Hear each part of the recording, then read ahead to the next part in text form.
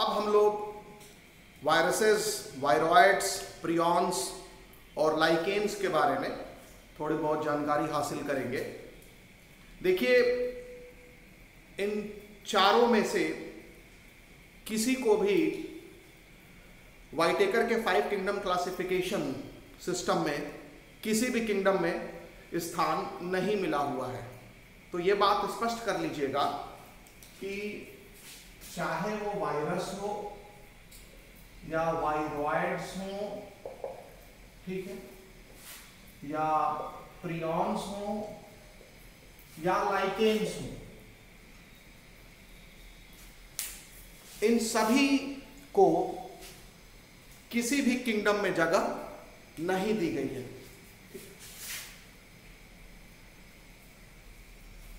They do not find any place. They do not find place in any kingdom. ये बात स्पष्ट हो गई। तो किसी भी क्लासिफिकेशन सिस्टम में इनको कोई जगह नहीं दी गई है, ये बात स्पष्ट कर लीजिएगा। अब हम लोग वायरसेस की बात करेंगे। जो वायरसेस हैं,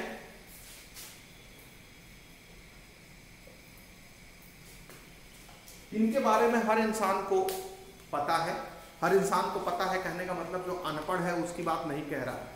जो भी पढ़े लिखे हैं या उन इंसानों को जो कि कभी न कभी कॉमन कोल्ड या फ्लू से पीड़ित हो चुके हैं, वो तो वायरस का असर क्या पड़ता है इंसान पर या ह्यूमन बीइंग पर, उसका भली भांति उनको पता होगा। ठीक, तो वायरसेस का इफेक्ट ऑन ह्यूमन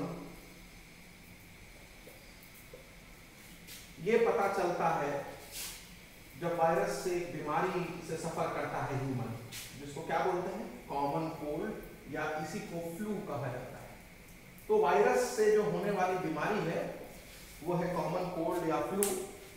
और ज़्यादातर हम में से लोग इस कॉमन कोल्ड या फ्लू से कभी न कभी पीड़ित रहे हैं। तो उससे वायरस का क्या प्रभाव पड़ता है ह्यूमन पर, इसका अंदाज़ा सभी को लग चुका होगा। ठीक है, अब इसके बाद यहाँ पर ध्यान रख सकते हैं कि ये जो वायरसेस हैं, वायरॉइड्स हैं, प्रियॉन्स हैं, ये इनका बेसिक यूनिट सेल नहीं होता है। ठीक है, तो इनका बेसिक यूनिट सेल नहीं होता है और इनको एसेलुलर ऑर्गेनिजम्स कहा जाता है। तो आप यहाँ मेंशन कर लें, वायरस, वायरॉइड्स और प्रियॉन्स, लाइकेन को नहीं, वायरस, वायरॉइड्स और प्रियॉन्स, इन सभी को एसेलुलर कंसीडर किया जाता है। ठीक है, इनको एसेलुलर ऑर्गेनिजम्स माना जाता है, ऑर्गेनिजम्स माना जाता है। ठीक है, और ये जो लाइकेन्स हैं, इसमें तो एल्गी और फंजाई का सिम्बियोटिक एसोसिएशन या म्यूचुअल एसोसिएशन देखने को मिलता है। तो इनमें सेलुलर ऑर्गेनिजम्स पाए जाते हैं। लाइकेन का जो कंस्ट्रक्शन होता है, लाइकेन जो बनता है, वो 2 तरह के जीवों से मिलके बनता है लाइकेन, और दोनों तरह के जीव जो हैं वो सेलुलर ऑर्गेनाइजेशन दिखाते हैं, यानी वो सेल के बने होते हैं। तो ये लाइकेन्स जो है वो सेलुलर ऑर्गेनिजम्स होते हैं। ठीक है, और ये कोई एक ऑर्गेनिज्म नहीं है, बल्कि एक से ज्यादा तरह के ऑर्गेनिज्म का एसोसिएशन है लाइकेन। सो लाइकेन एक एसोसिएशन है 2 डिफरेंट टाइप के ऑर्गेनिजम्स का, और वो ऑर्गेनिज्म सेलुलर ऑर्गेनाइजेशन दिखाते हैं, मतलब उनमें सेल पाया जाता है। लेकिन वायरसेस, वायरॉइड्स और prions, these are not cells, ये सेल से भी छोटे होते हैं। ठीक है, तो ये चीज आपको ध्यान रखना पड़ेगा। अब इसके बाद हम लोग लिविंग ऑर्गेनिजम्स किनको कहते हैं? लिविंग ऑर्गेनिजम्स जिनमें सेल पाई जाती है, मतलब जिनमें सेलुलर ऑर्गेनाइजेशन पाया जाता है, जिनमें सेल स्ट्रक्चर होता है। तो those who compose of cells, those who are composed of cells, ठीक, those who are composed of cells, उन्हीं को ना लिविंग ऑर्गेनिज्म कहते हैं। जो बेसिक डेफिनेशन है। अगर सेल नहीं है तो उसको लिविंग ऑर्गेनिज्म कंसीडर नहीं करेंगे, ठीक। तो उस लिहाज से वायरसेस, वायरोइड्स और प्रियॉन्स ये सेल नहीं है, ठीक, इनकी बॉडी सेल की नहीं बनी होती है, तो ये लिविंग ऑर्गेनिज्म भी इनको कंसीडर नहीं किया जाता है। तो वायरसेस यानी वायरस हो गए, वायरोइड्स हो गए, प्रियॉन्स हो गए,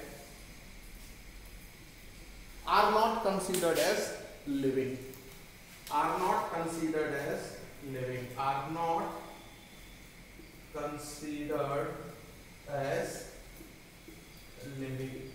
इनको लिविंग कंसीडर नहीं किया जाता है क्योंकि ये सेल के नहीं बने होते हैं, बाकोल एनसीईआरटी बुक, ठीक है। अच्छा, अब देखिए वायरसेस जो हैं उनको हम नॉन सेलुलर ऑर्गेनिजम्स कह सकते हैं, लिविंग ऑर्गेनिज्म नहीं कह सकते, लेकिन नॉन सेलुलर ऑर्गेनिज्म तो कह सकते हैं। एक ऐसे ऑर्गेनिज्म हैं जो सेल के नहीं बने हैं, और ऑर्गेनिज्म इसलिए क्योंकि इसमें जीवन के कुछ लक्षण दिखाई देते हैं, और वो कब दिखाई देते हैं, जब वायरस किसी होस्ट सेल के अंदर घुस जाते हैं तब। लेकिन जब होस्ट सेल के बाहर रहते हैं तो वो जीवित नहीं रहते। तो जीवन का लक्षण अगर दिख गया तो ऑर्गेनिज्म है, लेकिन वो लिविंग ऑर्गेनिज्म है कि नहीं है, तो ये डिफाइन करने का क्राइटेरिया अलग है। तो वायरसेस, वायरोइड्स और प्रियॉन्स ये सारे ए सेलुलर ऑर्गेनिजम्स हैं, ठीक। और इन्हीं को एनसीईआरटी बुक ने नॉन सेलुलर भी लिखा है, क्योंकि लिखा है कि viruses are non cellular organisms, तो इन्हीं को हम नॉन सेलुलर भी लिख सकते हैं, सेलुलर ऑर्गेनिजम्स, क्योंकि एनसीईआरटी बुक में वायरस को नॉन सेलुलर ऑर्गेनिज्म में लिखा है और उसके पहले सेलुलर ऑर्गेनिज्म की कैटेगरी में रखा है, ठीक है। तो ये सेलुलर बोलिए या नॉन सेलुलर बोलिए, दोनों चलेगा यहां पर। और वायरसेस जो होते हैं उनको इसीलिए लिविंग और नॉन लिविंग के बीच की कनेक्टिंग लिंक माना जाता है। तो viruses are connecting link between living and non living. मतलब इनमें लिविंग की भी प्रॉपर्टी देखी जाती है और नॉन लिविंग की भी प्रॉपर्टी देखी जाती है। लिविंग की प्रॉपर्टी कब देखी जाती है, लिविंग प्रॉपर्टी कब देखी जाती है, जब ये किसी होस्ट सेल के अंदर घुसे रहते हैं। तो viruses are living inside host cell. जब ये होस्ट सेल के अंदर घुसे रहते हैं तो वो लिविंग प्रॉपर्टी दिखाते हैं, और जब ये होस्ट सेल के बाहर होते हैं, आउटसाइड होस्ट सेल, तो ये नॉन लिविंग की प्रॉपर्टी दिखाते हैं। They act as inert particle या inert crystalline structure, act as inert particle, या किसी को एनसीईआरटी बुक लिखता है inert crystalline structure, inert crystalline structure, ठीक है। ये बात समझ में है। तो वायरसेस जो है वो लिविंग है कि नॉन लिविंग, ये एनसीईआरटी बुक में सवाल पूछा गया है। तो आप बोलेंगे कि इनमें ये कनेक्टिंग लिंक होते हैं लिविंग और नॉन लिविंग के बीच का। मतलब इनको पूरी तरह से लिविंग भी कहना सही नहीं है और पूरी तरह से नॉन लिविंग भी कहना सही नहीं है। तो इनमें बीच की प्रॉपर्टी पाई जाती है। मतलब कुछ बीच का कहने का मतलब कुछ प्रॉपर्टी लिविंग की है, कुछ प्रॉपर्टी नॉन लिविंग की है, ठीक है। होस्ट सेल के अंदर ये लिविंग है और होस्ट सेल के बाहर ये नॉन लिविंग है, इनर्ट क्रिस्टलाइन स्ट्रक्चर के रूप में ये देखे जाते हैं, ठीक है। और चूंकि ये सेल के अंदर ही अपने आप को एज अ लिविंग रखते हैं तो इनको ऑब्लिगेट पैरासाइट माना जाता है। तो वायरसेस आर ऑब्लिगेट पैरासाइट क्योंकि ये लिविंग है इनसाइड होस्ट सेल ओनली। तो होस्ट सेल के अंदर घुस करके होस्ट सेल की मशीनरी का इस्तेमाल करते हैं अपने रिप्रोडक्शन के लिए। यानी एक वायरस से दो वायरस से 4 वायरस या लाखों वायरस जो बनते हैं पेरेंट वायरस से, वो रिप्रोडक्शन से बनते हैं और ये होस्ट सेल के अंदर ही रिप्रोड्यूस कर सकते हैं। और उसके लिए वो होस्ट सेल के अंदर जो भी मशीनरी है उसका इस्तेमाल करते हैं, ठीक है। यानी सेल अपने लिए जो चीज रखी है उसको वायरस इस्तेमाल करता है ठीक है, और अपनी संख्या सेल के अंदर बढ़ाता है और फिर सेल को फाड़ के बाहर आ जाता है। ठीक है, तो यहां पर यह चीज आपको ध्यान रखना पड़ेगा। ठीक है, तो वायरसेस टेक ओवर द, तो लिख लेंगे आप, वायरसेस की बात कर रहे हैं, they take over the machinery of host cell for their replication, अपनी संख्या बढ़ाने के लिए, फॉर देयर रिप्लिकेशन। तो वायरसेस अपनी संख्या बढ़ाने के लिए ये होस्ट सेल की मशीनरी को टेक ओवर कर लेते हैं। So they take over the machinery of host cell for their replication. Clear हो गया? तो वायरसेस का रिप्रोड्यूस करना होस्ट सेल के अंदर ये लिविंग प्रॉपर्टी है। तो viruses are connecting link between living and non living. ठीक है, और वायरसेस को इसीलिए ऑब्लिगेट पैरासाइट भी कहा जाता है। तो मैं बात यही कर रहा था कि चूंकि वायरसेस होस्ट सेल के अंदर लिविंग जैसा बिहेव करते हैं, तो ये ऑब्लिगेट पैरासाइट इनको कहा जाएगा, obligate parasite. So viruses act as obligate parasite. तो वायरसेस को ऑब्लिगेट पैरासाइट कहा जाता है। ठीक है, और यहां पर ध्यान रखेंगे कि जिस होस्ट सेल में घुसेंगे, जब उसकी मशीनरी का इस्तेमाल वो खुद करेंगे, तो उससे उस सेल का, उस होस्ट सेल का खुद का काम हैम्पर होगा, प्रभावित होगा, और उससे वो होस्ट सेल मर जाएगी, यानी होस्ट की डेथ हो जाती है वायरस के इन्फेक्शन से।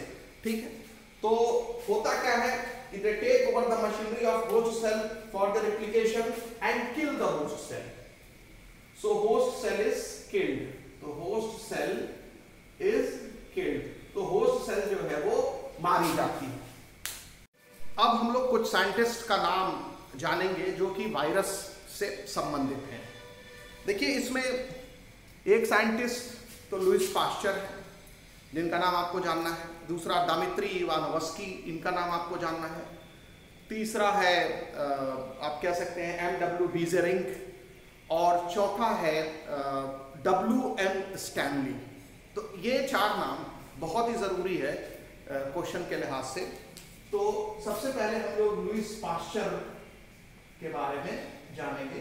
तो लुईस पास्चर ने सबसे पहले वायरस टर्म कॉइन किया था, तो gave the term virus, gave the term virus. तो वायरस शब्द का सबसे पहले प्रयोग पास्चर ने किया था। ठीक है, और ये वायरस का मतलब होता है वेनम। इसका जो मीनिंग है ये है वेनम या पॉइजनस फ्लूइड। तो वायरस मीन्स वेनम और पॉइजनस फ्लूइड। ठीक है, ये आपको ध्यान रखना है। और पॉइजनस फ्लूइड, ठीक। तो ये हो गया लुईस पास्चर के बारे में। इन्होंने सबसे पहले वायरस शब्द का प्रयोग किया था, और वायरस शब्द का मतलब होता है वेनम और पॉइजनस फ्लूइड। इसके बाद बारी आती है डी इवानोव्स्की की। उसको दिमित्री इवानोव्स्की, उनका डी का फुल फॉर्म है दिमित्री। तो दिमित्री इवानोव्स्की ये रशियन थे, और इन्होंने सबसे पहले बताया था कि जो मोज़ैक डिजीज होता है टोबैको प्लांट में, वो किस माइक्रोब से होता है। ठीक है, तो ये भी आपको लिखना पड़ेगा। ठीक है, तो डीजे इवानोव्स्की, इनका पूरा नाम था डीजे इवानोव्स्की। तो डीजे इवानोव्स्की ने सबसे पहले इन्होंने रिकॉग्नाइज किया था, recognised the microbe that causes mosaic disease in tobacco plant। तो टोबैको प्लांट में मोज़ैक डिजीज कॉज करता है। ठीक है, तो टोबैको प्लांट में मोज़ैक डिजीज कॉज करने वाला जो माइक्रोब है उसी को टोबैको मोज़ैक वायरस कहा जाता है। तो एक तरह से इन्होंने टोबैको मोज़ैक वायरस की खोज की थी, टोबैको मोज़ैक वायरस की खोज की थी। So he discovered tobacco mosaic virus. तो पूछ देगा कि who discovered tobacco mosaic virus, तो डीजे इवानोवस्की ने टोबैको मोज़ेक वायरस की खोज की। और ये टोबैको मोज़ेक वायरस क्या करता है, तंबाकू के पौधे में जो पत्तियां होती हैं उनको इन्फेक्ट करता है और उन पत्तियों पर पैचेस ले आता है। जैसे पत्ती है तंबाकू के पौधे की, ये पत्ती है, तो इसमें आपको जगह जगह चित्तियां दिखाई देंगी, वहां पर ग्रीन कलर गायब हो जाएगा। तो ये हो गया टोबैको मोज़ेक डिजीज। तो तंबाकू के प्लांट में जो पत्तियां हैं उसके ऊपर चित्तियां पड़ जाती हैं, स्पॉट्स पड़ जाते हैं और उन स्पॉट्स पर ग्रीन कलर फेंट हो जाता है और उसी को कहा जाता है टोबैको मोज़ेक डिजीज। तो टोबैको मोज़ेक डिजीज का रीजन क्या है, वो एक माइक्रोब की वजह से होता है और उस माइक्रोब का नाम है टोबैको मोज़ेक वायरस। तो टीएमवी की खोज किसने की, टोबैको मोज़ेक वायरस की खोज किसने की, डीजे इवानोवस्की ने की। मेरी बात समझिएगा, तंबाकू के पौधे में ये जो पत्तियों पर चित्तियां पड़ जाती हैं इसको बोलते हैं टोबैको मोज़ेक डिजीज। तो टोबैको मोज़ेक डिजीज होता क्यों है, इसकी खोज दिमित्री इवानोवस्की ने की थी। वो एक माइक्रोब की वजह से होता है और उसका नाम है टोबैको मोज़ेक वायरस। ये क्लियर हो गया। और ये जो वायरसेस होते हैं, जो वायरसेस होते हैं, they are smaller than bacteria. ये बैक्टीरिया से भी छोटे होते हैं, स्मॉलर देन बैक्टीरिया। इनकी साइज बैक्टीरिया से भी छोटी होती है। और ये कैसे पता चला, ये बैक्टीरिया प्रूफ फिल्टर से भी पास कर जाते हैं। यानी एक ऐसा फिल्टर जिससे कि बैक्टीरिया, जो बैक्टीरिया को रोक लेता है लेकिन वो वायरस को नहीं रोक पाता। मान लो एक छन्नी है, उसमें पोर्स बहुत छोटे हैं, इतने छोटे पोर्स हैं कि उससे बैक्टीरिया भी क्रॉस करके नहीं जा पाता। ठीक, उसको बोलते हैं बैक्टीरिया प्रूफ फिल्टर। किसी लिक्विड से बैक्टीरिया को हटाना है तो उस लिक्विड को उस फिल्टर से गुजारेंगे तो बैक्टीरिया ऊपर रुक जाएगा, लिक्विड बैक्टीरिया फ्री हो जाएगा। तो उस फिल्टर को बोलते हैं बैक्टीरिया प्रूफ फिल्टर। लेकिन अगर उसी फिल्टर से वायरस को भी गुजारेंगे तो वो फिल्टर वायरस को नहीं रोक पाएगा, यानी वायरस की साइज बैक्टीरिया से भी क्या है, छोटी है। तो इससे ये साबित हो जाता है। तो viruses are smaller than bacteria because viruses can pass through bacteria proof filter, through bacteria proof filters। तो वायरसेस जो हैं वो बैक्टीरिया प्रूफ फिल्टर से भी पास कर जाते हैं। अब इसके बाद जो तीसरा साइंटिस्ट है उनका नाम है M.W. बीजेरिंग। तो M.W. बीजेरिंग आप लिख लें, M.W. बीजेरिंग, BEIJERIN, बीजेरिंग, NEK। तो M.W. बीजेरिंग, फिर से स्पेलिंग देख लीजिए, M.W. बीजेरिंग का BEIJERINEK।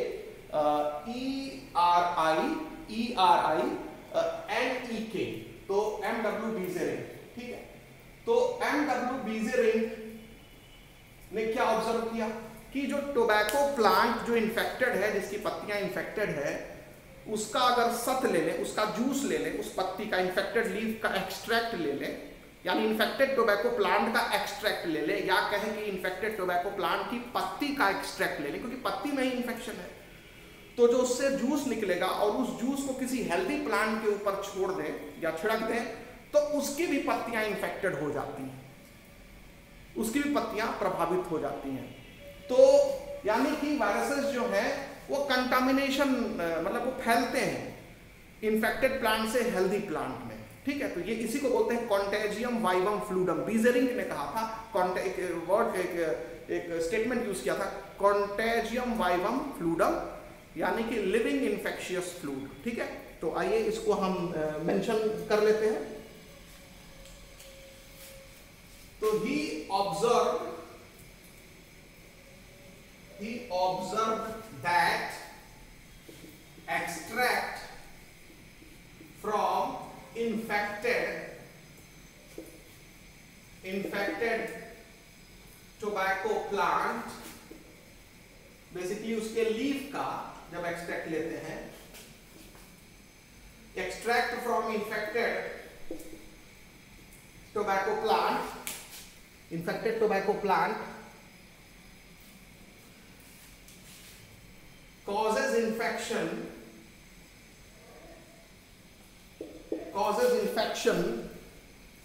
in healthy plants of tobacco. Infection in healthy plants of tobacco. तो ये हेल्दी टोबैको प्लांट में इंफेक्शन कॉज कर देता है। इन्फेक्टेड प्लांट से लिया हुआ एक्सट्रैक्ट जब छिड़कते हैं हेल्दी प्लांट पर, क्योंकि उसके अंदर क्या है, वायरस है। तो इसी को बीजेरिंक ने कहा था, उस फ्लूड को, उस एक्सट्रैक्ट को कॉन्टेजियम वाइवम फ्लूडम। तो ये जो एक्सट्रैक्ट था ये एक्चुअली फ्लूड था, रस था ना। तो इसी फ्लूड को इन्फेक्टेड द इन्फेक्शियस फ्लूड कहा, कॉन्टेजियम वाइवम फ्लूडम कहा। इसी फ्लूड को बीजेरिंक ने क्या कहा, कॉन्टेजियम वाइवम फ्लूडम। तो कॉन्टेजियम वाइवम फ्लूडम वाक्य का प्रयोग किसने किया, बीजेरिंक ने किया, MW बीजेरिंक ने किया। उस फ्लूड के लिए किया जो इन्फेक्टेड प्लांट से लेकर के हेल्दी प्लांट पर डाला गया और हेल्दी प्लांट में भी बीमारी आ गई। तो इसका मतलब होता है द इन्फेक्शियस लिविंग फ्लूड। ठीक, तो आप यहां पर लिख लेंगे द इन्फेक्शियस लिविंग फ्लूड इसको कहा जाता है। इसका मीनिंग है इन्फेक्शियस लिविंग फ्लूड। तो इसको इन्फेक्शियस लिविंग फ्लूड कहा जाता है। तो यहां पर 3 साइंटिस्ट का जिक्र हो गया, Lewis pasture, DJ Ivanovsky, MW बीजेरिंक, और चौथे साइंटिस्ट है WM स्टैनले। ठीक है, WM स्टैनले।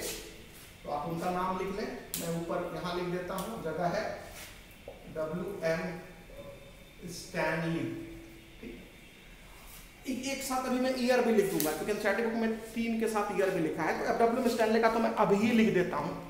तो WM स्टैनले ने क्या किया था, इन्होंने सबसे पहले वायरसेस को क्रिस्टलाइज किया था क्रिस्टल फॉर्म में, और वायरस को क्रिस्टल फॉर्म में करके उसको स्टोर किया जा सकता है। और इसमें इसके क्रिस्टल में मेनली मेन कंपोनेंट प्रोटीन्स होते हैं, प्रोटीनेशियस होता है। Main component of crystals are mainly proteinaceous.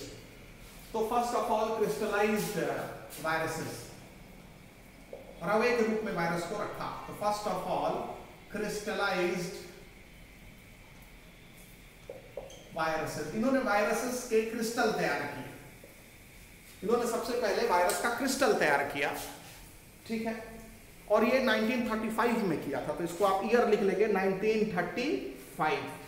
तो 1935 में इन्होंने वायरस का क्रिस्टल तैयार किया था। तो 1935 ये नाम आप ध्यान रखेंगे। ठीक है, और इसके बाद जो सबसे इंपॉर्टेंट चीज है कि वायरस टीएमवी की खोज कब हुई थी, 1892 में हुई थी। तो ये DJ इवानोव्स्की का जो ये इन्होंने जो रिकॉग्नाइज किया था कि टोबैको मोज़ेक प्लांट में जो टोबैको प्लांट में जो मोज़ेक डिजीज होती है वो वायरस से होती है। तो 1892 में इन्होंने रिकॉग्नाइज किया था। तो 1892 वाला ईयर याद रखिएगा DJ इवानोव्स्की के साथ। 1935 में MW स्टैनले ने सबसे पहले वायरस को क्रिस्टलाइज किया था। ठीक है, और वायरस जो है क्रिस्टल के रूप में पाए जाते हैं, होस्ट सेल के बाहर इनर्ट रहते हैं, और ये ऑब्लिगेट पैरासाइट है, ये हमने पहले आपको बताया है। और जो बीजेरिंक है उनका आप याद रखेंगे 1898 में इन्होंने ये बताया कि ये जो इन्फेक्टेड प्लांट से जब फ्लूड लेकर के उस एक्सट्रैक्ट लेकर के जब हम हेल्दी प्लांट पर डालते हैं तो हेल्दी प्लांट भी इन्फेक्टेड हो जाता है। तो 1898, तो 1898 ईयर आप बीजेरिंक के साथ कनेक्ट करिएगा। तो Lewis pasture, WM Stanley, DJ Ivanovsky और MW बीजेरिंक, ये 4 साइंटिस्ट थे जो वायरस से रिलेटेड जिनका जिक्र एनसीईआरटी बुक में किया गया है। आइए वायरसेस के स्ट्रक्चर के बारे में डिस्कशन करते हैं। जैसा कि स्टैनले ने जब वायरस को क्रिस्टलाइज किया तो ये बताया कि जो मेजर पोर्शन क्रिस्टल का होता है वो प्रोटीन का बना होता है। ठीक है, तो ये चीज आपको मेंशन कर लेना होगा। तो crystals contain largely of proteins. तो क्रिस्टल्स ऑफ वायरस,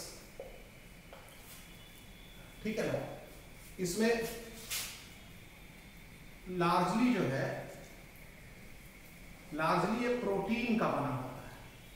ठीक है, तो क्रिस्टल में क्या होता है, प्रोटीन होता है, ये ध्यान रखेंगे। ठीक है, अब लेकिन ये चीज आपको जानना जरूरी है कि प्रोटीन के साथ साथ इसमें न्यूक्लिक एसिड भी होता है, और न्यूक्लिक एसिड इसका जेनेटिक मटेरियल होता है। तो वायरसेस में दो कंपोनेंट होते हैं, एक तो प्रोटीन होता है, ठीक है, और दूसरा होता है इसके अंदर न्यूक्लिक एसिड।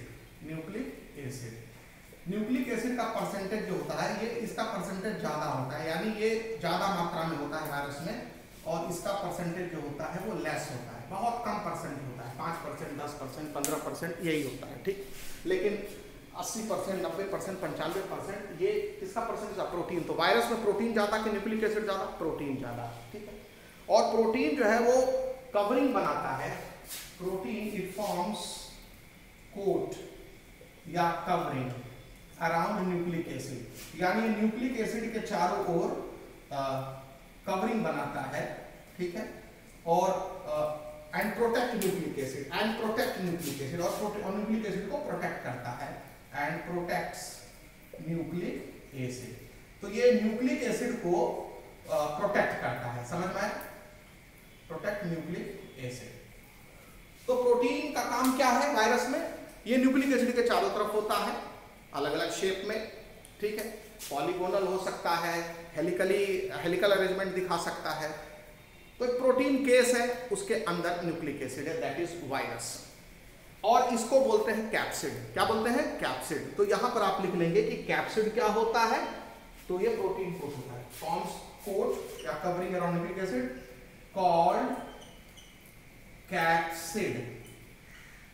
उस प्रोटीन कोट को क्या बोलते हैं? कैप्सिड कहा जाता है। तो मैं फिर इसको लिख रहा हूं, ध्यान रखिएगा, कैप्सिड है, CAPSID। और जो कैप्सिड होता है बहुत सारे छोटे छोटे सब यूनिट्स का बना होता है, जिसको कैप्सोमियर कहते हैं। It is made up of many subunits, it is made up of many subunits called capsomere. तो एक कैप्सिड बहुत सारे कैप्सोमियर का बना होता है, ठीक है, कॉल्ड कैप्सोमियर्स। तो कैप्सोमियर्स, ठीक, ये बात समझ में आ गया? ऐसे समझ लो कि मान लो एक वायरस है, उसका ये प्रोटीन कोट है, ऐसे मान लेते हैं प्रोटीन कोट है, और उसमें बहुत सारे यूनिट्स होते हैं, इन्हीं यूनिट्स को क्या बोलते हैं? कैप्सोमियर कहते हैं। तो ऐसे समझ, ठीक है। तो ये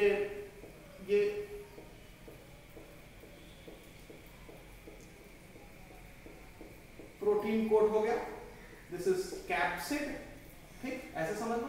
और इसके जो यूनिट्स हैं इनको बोलेंगे कैप्सोमियर्स, ठीक। और इसी के अंदर जेनेटिक मटेरियल होता है, न्यूक्लिक एसिड होता है। तो ये हो गया न्यूक्लिक एसिड, और न्यूक्लिक एसिड जो है वो वायरस का जेनेटिक मटेरियल होता है, it act as genetic material. यही इन्फेक्शियस होता है, मेनली जो इन्फेक्शन कॉज करता है वो जेनेटिक मटेरियल ही कॉज करता है। जो प्रॉपर्टी होस्ट सेल की चेंज करता है वो कौन चेंज करता है? ये न्यूक्लिक एसिड चेंज करता है। तो एक्ट एज जेनेटिक मटेरियल, तो ये जेनेटिक मटेरियल जैसा काम करता है, ठीक है। और ये इन्फेक्शियस कंपोनेंट होता है। पूछा जाएगा वायरस का कौन सा पार्ट इन्फेक्शियस होता है, प्रोटीन या न्यूक्लिक एसिड? तो बोलोगे न्यूक्लिक एसिड।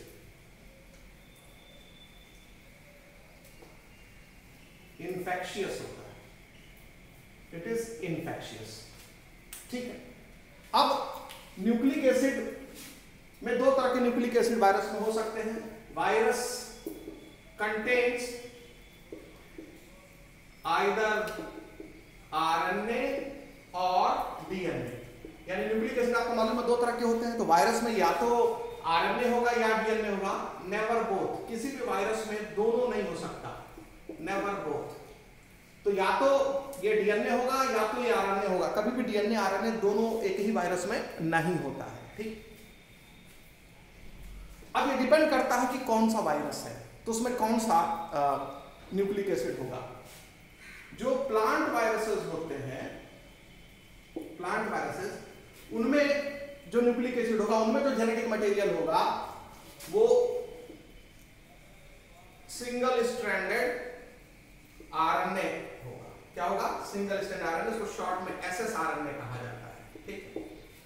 और जो एनिमल वायरसेस होते हैं, ये यूजुअली है, एक्सेप्शन छोड़ दीजिए, और जो एनिमल वायरसेस होते हैं, एनिमल वायरसेस, उनमें जो जेनेटिक मटेरियल होगा वो आरएनए भी हो सकता है या डीएनए भी हो सकता है, मतलब इसमें आरएनए या डीएनए दोनों देखा जा सकता है एनिमल वायरसेस में, ठीक है।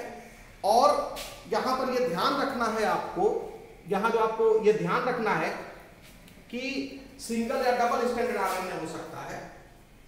आरएनए अगर होगा तो कुछ एनिमल वायरसेस सिंगल स्टैंडर्ड होंगे, अब कुछ एनिमल वायरसेस क्या होंगे, डबल स्टैंडर्ड होंगे, ठीक है। तो सिंगल स्टैंडर्ड या डबल स्टैंडर्ड हो सकते हैं। और डीएनए भी या तो ज्यादातर तो डबल स्टैंडर्ड होता है, कभी कभी सिंगल स्टैंडर्ड भी हो सकता है कुछ वायरसेस में, ठीक है। तो यहां पर ये आपको ध्यान रखना पड़ेगा, ठीक है। लेकिन एनसीईआरटी उसको लिखती है double standard DNA, double standard DNA.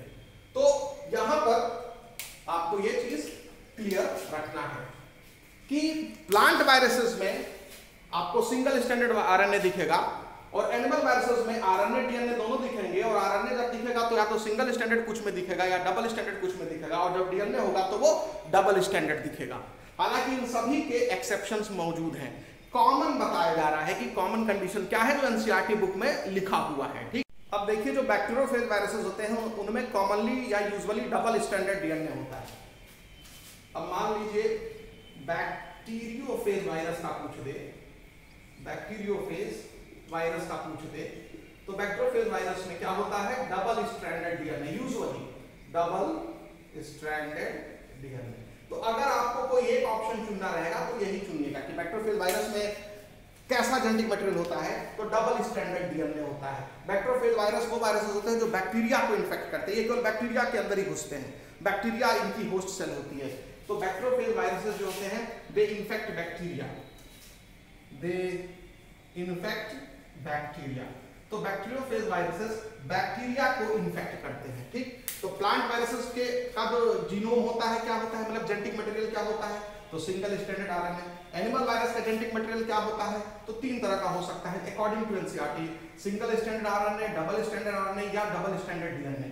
और अगर बैक्टीरियोफेज वायरस का पूछेगा जेनेटिक मटेरियल क्या होता है, तो डबल स्टैंडर्ड डीएनए।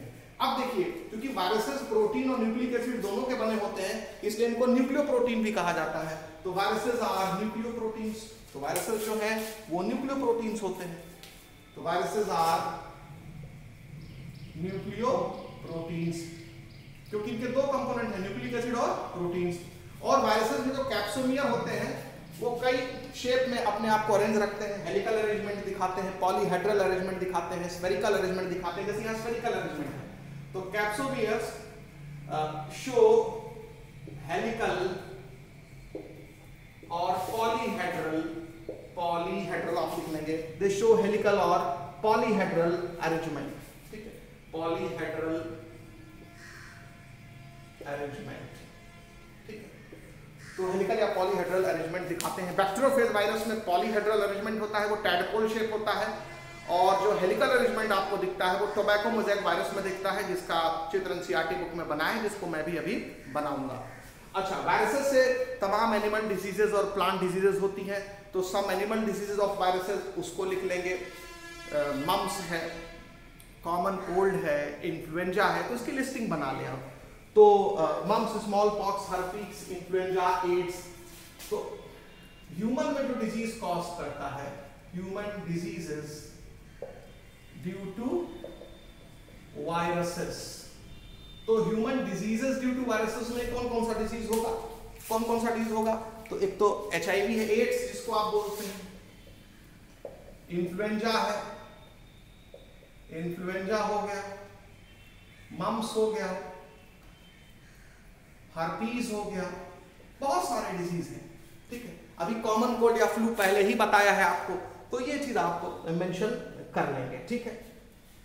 उसके बाद आप स्मॉल पॉक्स, चिकन पॉक्स, ये सब आप लिख सकते हैं, ठीक है, मीजेल, मम्स।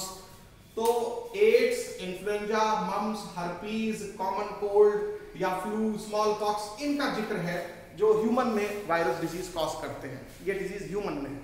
ऐसे ही प्लांट में वायरस के इन्फेक्शन से तमाम लक्षण आते हैं। आप प्लांट की पत्तियों को, उनके तनों को देख करके, उनके फ्लावर को, उनके फ्रूट को देख करके समझ जाते हैं कि इसको वायरल डिजीज है या इसको बैक्टीरियल डिजीज लगा हुआ है। ठीक है, तो यहां पर ये चीज आपको ध्यान रखना पड़ेगा। जैसे वायरस की वजह से प्लांट में जो सिम्टम्स आते हैं, ठीक है, वायरस की वजह से जो प्लांट में सिम्टम्स आते हैं वो कौन कौन से आते हैं? वायरल सिम्टम्स इन प्लांट्स, यानी प्लांट्स में कौन कौन से वायरल सिम्टम्स आते हैं। ठीक है, वायरल सिम्टम्स इन प्लांट्स। तो वायरल सिम्टम्स इन प्लांट में आप leaf roll, leaf curl, yellowing of leaf, तो लीफ रोलिंग हो गया, लीफ कर्लिंग हो गया, येलोइंग हो गया, येलोइंग ऑफ लीफ, येलोइंग हो गया, मोज़ैक हो गया, चित्ती पड़ जाना पत्ती के ऊपर, मोज़ैक हो गया। ठीक है, तो ये चीज आपको ध्यान रखना पड़ेगा। वेन क्लियरिंग हो जाता है, ये भी चीज याद रखेंगे। वेन क्लियरिंग, वेन बिल्कुल साफ, मतलब वेन ही गायब होने लगती है, पत्ती में वेन ही नहीं दिखाई देंगी आपको, पत्ती में जो नसें दिखती हैं वो भी गायब होने लगेंगी। वेन क्लियरिंग, प्लांट की हाइट कम हो जाएगी, स्टंटेड ग्रोथ हो जाएगा, स्टंटेड ग्रोथ। तो एक बार फिर सुन लीजिए, एक बार फिर आप ध्यान से देख लीजिए। ठीक है, उसी को ड्वार्फनिंग भी बोलते हैं। ड्वार्फनिंग, जब ग्रोथ छोटी हो जाएगी तो बौना हो जाएगा ना पौधा। तो कौन कौन से वायरल सिम्टम्स है जो प्लांट में आप ऑब्जर्व करते हैं? लीफ रोल, लीफ में क्या हो जाएगी? रोलिंग हो जाएगी। ठीक, लीफ में कर्लिंग हो जाएगी, लीफ रोलिंग हो जाएगी, लीफ में कर्लिंग हो जाएगी। तो leaf rolling, leaf curling, mosaic, पत्तियों में चित्ती पड़ जाना, पत्तियां पीली पड़ जाना, येलोइंग, फिर वेन क्लियरिंग, वेन साफ हो जाना, साफ हो जाना मतलब गायब हो जाना, स्टंटेड ग्रोथ या ड्वार्फनिंग। तो प्लांट में जो बीमारी होती है उसको सिम्टम के नाम पर ही हम उस बीमारी का नाम रख देते हैं। जैसे leaf curl of papaya, when clearing of भिंडी, मोज़ैक ऑफ टोबैको। तो मोज़ैक सिम्टम है, लीफ कर्ल सिम्टम है, लीफ रोल सिम्टम है, येलोइंग सिम्टम है, वेन क्लियरिंग सिम्टम है, स्टंटेड ग्रोथ या ड्वार्फनिंग क्या है? सिम्टम है। तो सिम्टम ही डिजीज का नाम हो गया। तो प्लांट में ये सारी डिजीजेस होती हैं ये वायरसेस के जरिए। और एनिमल में जो डिजीज होती है उसमें एड्स, इन्फ्लुएंजा, मम्स, हर्पीज हो गया, फिर अभी कॉमन कोल्ड या फ्लू का जिक्र किया है। तो अब एनसीईआरटी बुक में जो 2 चित्र दिया है वायरसेस का, एक टीएमवी का, एक बैक्टीरियोफेज वायरस का, उसका हम लोग चित्र समझ लेते हैं। देखिए, जो टोबैको मोज़ैक वायरस होता है वो सिलिंड्रिकल वायरस होता है, रॉड शेप वायरस होता है, इस तरह से। ठीक है, और इसमें एक सेंट्रल कोर होता है और इसी सेंट्रल कोर में single stranded RNA, helical RNA होता है, इस तरह से। इसके सेंटर में ऐसे ऐसे, इसके सेंटर में ये पाया जाता है, ठीक, कोर में। ठीक, तो ये हो गया सिंगल स्ट्रैंडेड आरएनए। और ये जो कैप्सिड है, जो प्रोटीन कोट है, ये कैप्सुलियर, इसमें हेलिकल अरेंजमेंट दिखाते हैं। ये हेलिकल अरेंजमेंट दिखाते हैं, कैप्सोमियर है, ठीक है, चारों तरफ से ये हेलिकल अरेंजमेंट दिखाएंगे। तो बस ऐसे आपको बना लेना है, मतलब ये हेलिकल अरेंजमेंट दिखाते हैं। ठीक, ये चारों तरफ से हेलिकल अरेंजमेंट कैप्सुलियर दिखाते हैं। ये हो गया टोबैको मोज़ैक वायरस। ठीक, एक सिंगल वायरस पार्टिकल जिसको विरियॉन कहा जाता है। सिंगल वायरस पार्टिकल को क्या कहते हैं? विरियॉन। क्योंकि वायरस जो है वो यूनिट नहीं, वायरस की यूनिट विरियॉन है। जब हम बोलते हैं ना वायरस तो उसमें बहुत सारे विरियॉन आपस में चिपके रहते हैं। तो ये समझो एक सिंगल वायरस पार्टिकल है, ये विरियॉन है, और ऐसे कई सारे विरियॉन आपस में चिपके रहेंगे तो उसको वायरस कहेंगे। So this is TMV. ये टीएमवी का स्ट्रक्चर होता है, बहुत ही सिंपल स्ट्रक्चर है।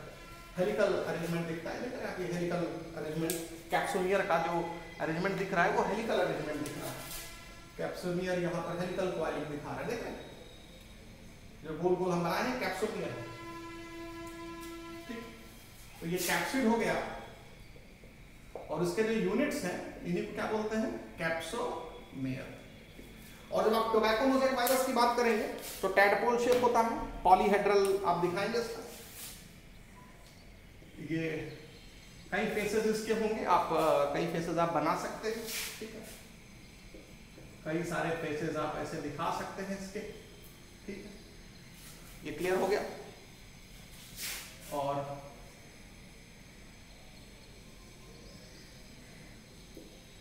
और इसके बाद इसमें एक नेक होता है,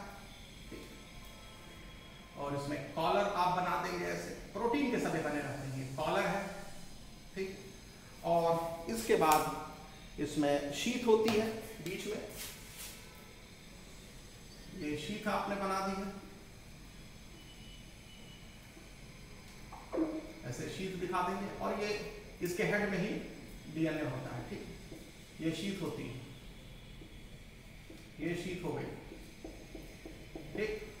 और अब इसके बाद आप फिर इसमें बेस बना देंगे, बेस ऐसे बना देंगे, ठीक है, और ये बेस हो गया इसका लैंड करने के लिए, ठीक है, चारों तरफ ऐसे हेक्सागोनल। और फिर इसमें टेल फाइबर्स आप दिखा देंगे, 6 टेल फाइबर्स एनसीईआरटी में दिखा है ऐसे, ये टेल फाइबर्स, ये हो गया बैक्टीरियोफेज वायरस का स्ट्रक्चर। तो इसमें हेड हो गया, ये नेक वाला रीजन होता है, ये शीथ होता है, और ये बेसल प्लेट होती है, बेसल प्लेट होती है, और ये टेल फाइबर्स होते हैं, टेल फाइबर्स होते हैं, 6 टेल फाइबर, 1 2 3 4 5 6, ठीक है। और इसमें जो डीएनए होता है वो कहाँ पर होता है, इसमें डीएनए जो होता है वो इसके हेड में होता है, जेनेटिक मटेरियल। तो ये डबल स्ट्रैंडेड डीएनए होता है, ठीक है, और ये बैक्टीरियोफेज वायरस का स्ट्रक्चर हो गया। तो ये डीएमवी है और ये क्या है, बैक्टीरियोफेज है, ठीक है। और ये जो गोल सा स्ट्रक्चर आप देख रहे हैं नेक वाले रीजन में, इसको कॉलर कहा जाता है, और ये बैक्टीरियोफेज है, बैक्टीरियोफेज वायरस, ठीक। हम वायरॉइड्स की बात करेंगे, तो वायरॉइड्स स्मॉलेस्ट इन्फेक्शियस एजेंट माने जाते हैं, स्मॉलेस्ट इन्फेक्शियस एजेंट्स माने जाते हैं, ठीक है। और ये इसकी खोज टीओ डीनर ने की थी, तो इसकी खोज टीओ डीनर ने की थी in 1971, discovered by T O Diener, ठीक है।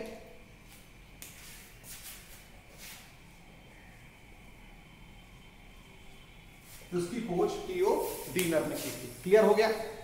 और यहां पर ई छूट गया है, ई आप लिख लेंगे, DEINER, टीओ डीनर। तो वायरॉइड्स की खोज टीओ डीनर ने की थी इन 1971। ये स्मॉलेस्ट इन्फेक्शियस एजेंट होते हैं, ये वायरस से भी छोटे होते हैं, smaller then virus, smaller than virus, यानी वायरस से भी छोटे होते हैं, ठीक है। दे लैक प्रोटीन कोट, केवल इनमें फ्री आरएनए होता है, दे लैक प्रोटीन कोट, इनमें प्रोटीन कोट नहीं होता है, इसीलिए इनको वायरॉइड्स भी कहा जाता है। यानी ऐसे वायरस इनमें प्रोटीन कोट नहीं होता, इनको क्या बोलते हैं, viroids, protein coat, hence called viroids. इसलिए तो इनको वायरॉइड कहने की वजह क्या है, इनमें प्रोटीन कोट का ना पाया जाना, ठीक है। They lack protein coat, hence called virus. They are made up of RNA molecule, RNA molecule के बने होते हैं। They are free RNA, ये free RNA होते हैं, जो कि सीधे RNA ही घुस जाता है होस्ट सेल में। तो they are free RNA, या इसी को naked RNA कहा जा सकता है, ठीक है, इसी को naked RNA कहा जा सकता है, क्योंकि प्रोटीन कोट नहीं है। और इनमें जो आरएनए होता है वो सिंगल स्ट्रैंडेड आरएनए होता है, ये एनसीईआरटी बुक ने नहीं लिखा है। तो इनमें जो आरएनए होता है वो सिंगल स्ट्रैंडेड आरएनए होता है, और इससे जो बीमारी एक बहुत ही मशहूर देखी गई है, पोटैटो स्पिंडल ट्यूबर डिजीज देखी गई है, ठीक है। तो आप इसको लिख लेंगे, पोटैटो स्पिंडल ट्यूबर डिजीज। इसमें पोटैटो ट्यूबर जो है, आलू जनरली आप देखते हैं इस तरह से गोल होता है, लेकिन जब आलू ऐसे होने लगे तो इसको बोलते हैं पोटैटो स्पिंडल ट्यूबर डिजीज, यानी पोटैटो का जो ट्यूबर होता है उसका शेप स्पिंडल शेप हो जाता है, ठीक है। तो पोटैटो स्पिंडल ट्यूबर डिजीज ये किससे होता है? वायरॉइड से होता है, ठीक है। तो ड्यू टू वायरॉइड्स, अब देखिए जो वायरॉइड्स होते हैं ये न्यू इन्फेक्शियस एजेंट है, मतलब इनकी खोज आज से 50-60 साल पहले की ही खोज है, 40 साल 50 साल पहले की खोज है। तो इनको new infectious agent NCERT book ने लिखा है, और इनका आरएनए भी अगर होता है तो बहुत छोटा आरएनए होता है, तो लो मॉलिक्यूलर वेट लिखा है एनसीईआरटी बुक में। तो ये जो आरएनए होता है ये लो मॉलिक्यूलर वेट होता है, लो मॉलिक्यूलर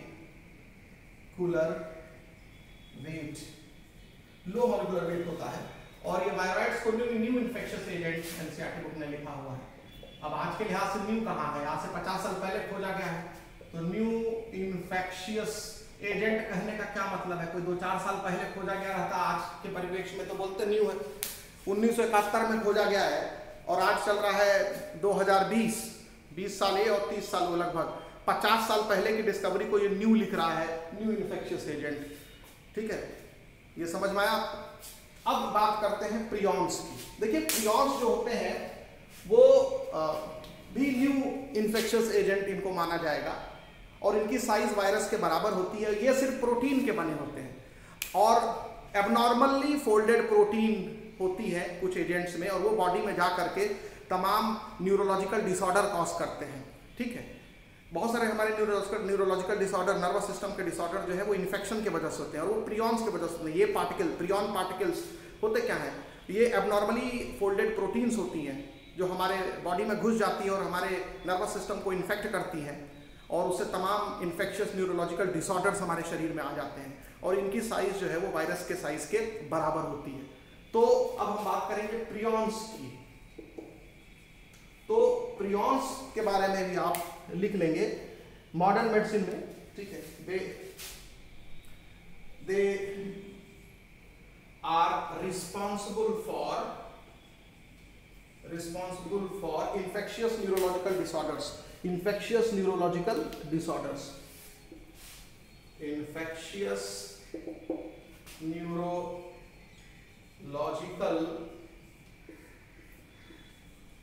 disorders, ठीक है।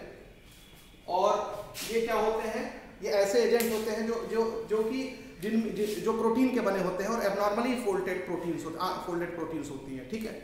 तो प्रियॉन्स में आप लिख लेंगे abnormally folded proteins, they are abnormally folded proteins. तो ये एबनॉर्मली फोल्डेड प्रोटीन्स होती हैं, यानी प्रियॉन्स किसके बने होते हैं? प्रोटीन्स के बने होते हैं। ये वायरसेस के साइज के बराबर होते हैं, तो लिख लेंगे इनका साइज जो होता है वायरस के बराबर होता है। Similar in size to viruses, similar in size to viruses, ठीक, यानी इनकी साइज वायरस के साइज के बराबर होती है, ठीक है। और ये इनका ट्रांसमिशन किसी भी तरीके से हो सकता है। कोई चीज हम खा लिए उसके जरिए प्रियॉन प्रोटीन चला गया बॉडी के अंदर, ज्यादातर ये फूड के थ्रू ही ये बॉडी में जाते हैं, ब्लड में जाते हैं, और वहां से नर्वस टिश्यू में जाकर के इन्फेक्शन कॉज करते हैं। तो some of the prion related disease, उनके नाम एनसीईआरटी बुक में लिखे हैं, तो वो आप नाम मेंशन कर लीजिए, बोवाइन स्पंजीफॉर्म इंसेफेलोपैथी, जिसको मैड काउ डिजीज बोलते हैं। तो मैड काउ डिजीज इसका दूसरा नाम है बोवाइन स्पंजीफॉर्म इंसेफेलोपैथी, बोवाइन स्पंजीफॉर्म इंसेफेलोपैथी। ये गायों में बीमारी होती है, देखिए मैड काउ डिजीज लिखा है, मतलब मैड काउ, गाय पागल हो जाती है, तो मैड काउ डिजीज हो गया, ठीक है। कैटल में होता है, इन कैटल, नाम ही है काउ लिखा है तो कैटल तो हो गया, इन कैटल। और ह्यूमन में होता है क्रूज़फेल्ड्स जैकब्स डिजीज, उसको शॉर्ट में सीजेड लिखा है, क्रूज़फेल्ड्स जैकब्स डिजीज। तो मैड काउ डिजीज या बोवाइन स्पंजीफॉर्म इंसेफेलोपैथी इन कैटल, ये किसके वजह से होता है? ये प्रियॉन की वजह से होता है, ध्यान रखिएगा, ये बीमारी प्रियॉन की वजह से होती है, कैटल में होती है। और ह्यूमन में लिख लीजिए क्रूज़फेल्ड्स जैकब्स डिजीज, सीजेड यहाँ CZD, क्रूजफेल्ड्स, मैं पूरा नाम लिख दे रहा हूं,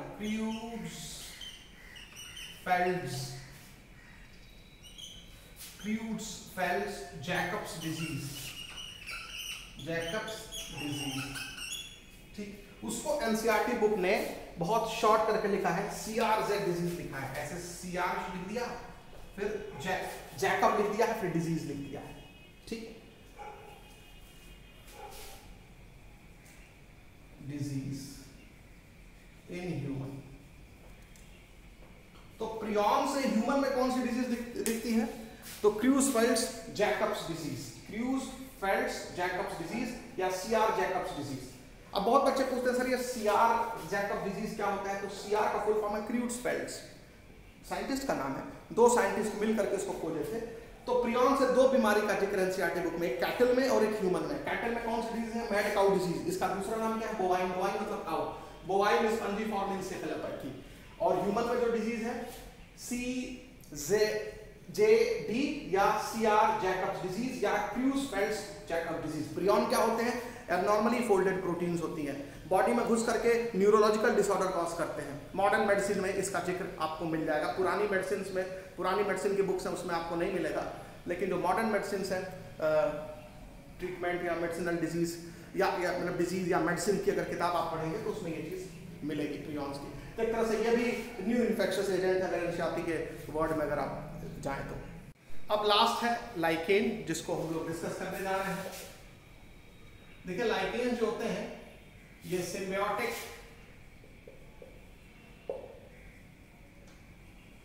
एसोसिएशन है या म्यूचुअल रिलेशनशिप है या mutual association between algae and fungi. तो इसमें दो पार्टनर्स होते हैं, algal partner and fungal partner. जो एल्गल पार्टनर होता है उसको फाइकोबाइंट कहते हैं और जो फंगल पार्टनर होता है उसको माइकोबाइंट कहते हैं। तो ये लिख लेंगे आप, फाइकोबाइंट एंड माइकोबाइंट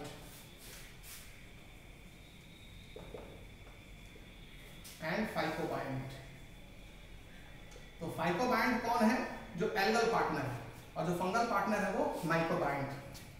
तो लाइकेन में फंगल पार्टनर की मात्रा ज्यादा होती है, एल्गल पार्टनर की मात्रा कम होती है। ये डोमिनेटिंग पार्टनर होता है। अगर दोनों की सेल को कंपेयर करें तो इसकी सेल्स ज्यादा होंगी, इसकी सेल्स कम होंगी। और जो एल्गल पार्टनर है वो फंगल पार्टनर को बेनिफिट पहुंचाता है, और जो फंगल पार्टनर है वो एल्गल पार्टनर को बेनिफिट पहुंचाता है, यानी दोनों एक दूसरे को बेनिफिट पहुंचाते हैं, इसीलिए इसको म्यूचुअलिज्म भी कहा जाता है। क्या बेनिफिट पहुंचाता है algal partner? Provide food by photosynthesis, by performing photosynthesis,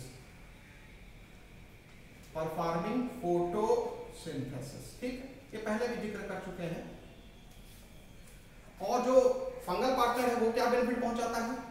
it provide shelter, अपने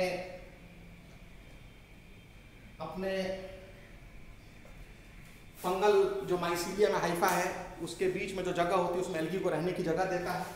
provide shelter and mineral and water,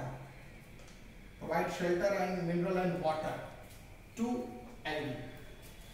fungal hypha से ये वाटर एब्जॉर्ब करके, मिनरल एब्जॉर्ब करके एल्गी को देता है, और एल्गी जो है सनलाइट का इस्तेमाल करके उससे भोजन बनाती है कार्बन डाइऑक्साइड को यूज करके, और एल्गी रहती है फंजाई के साथ में। फंगल हाइफा में के बीच में जो गैप्स होते हैं, माइसीलियम नेटवर्क ऑफ हाइफा होता है, बीच में गैप होते हैं, उसमें एल्गी रहती है। तो शेल्टर दे दिया एल्गी को, साथ में मिनरल और वाटर भी एब्जॉर्ब करके दे दिया, तो एल्गी को उससे मिलने वाला बेनिफिट है, और एल्गी बदले में भोजन बना करके फंजाई को देती है। क्योंकि एल्गी जो है वो ऑटोट्रॉफिक है और फंजाई क्या है? हेटेरोट्रॉफिक है। तो एल्गी ऑटोट्रॉफिक है और फंजाई जो है वो क्या है? हेटेरोट्रॉफिक है। फंजाई हेटेरोट्रॉफिक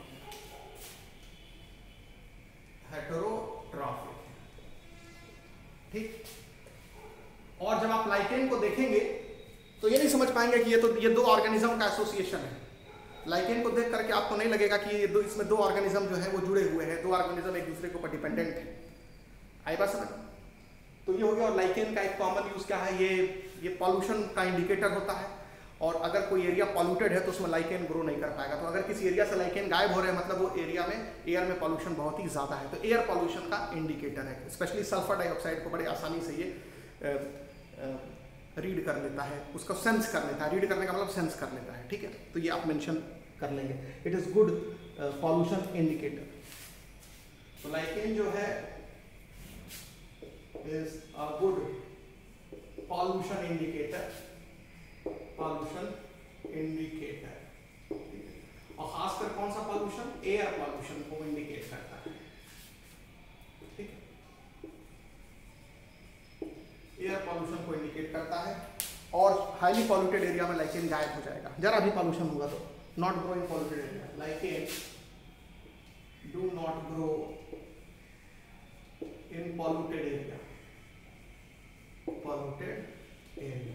तो लाइकेन जो है वो पॉल्यूटेड एरिया में ग्रो नहीं करता है, ठीक है। तो यहाँ पर आपको सारी चीज़ें बता दी गई हैं, ये टॉपिक खत्म हो गया।